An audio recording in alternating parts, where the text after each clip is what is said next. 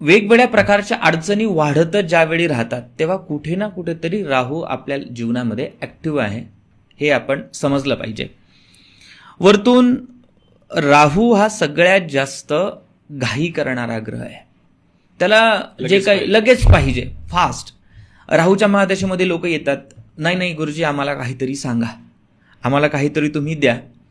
त्यांना घाई खूप जास्त असते आणि त्यामुळे काय होतं, त्यांची फसवणूक पण होते. आपण जरी त्यांना किती समजावून सांगितलं तरी त्यांना त्याची जो काही ऐकून घेण्याची तयारी नसते. त्यांना फास्ट सगळ्या गोष्टी पाहिलेल्या असतात. वरतून राहूच्या महादशेअंतर्गत अनेक काही फ्रॉडमध्ये माणूस फसतो. मग हा फ्रॉड भावनिक असू शकतो. वेगवेगळ्या टप्प्यामध्ये राहू हा वेगवेगळ्या पद्धतीने इम्पॅक्ट करतो. ज्या लोकांवरती राहूचा इम्पॅक्ट असतो त्यांच्यामध्ये लेझीनेस तुम्हाला जास्त दिसेल, आळसपणा जास्त येतो.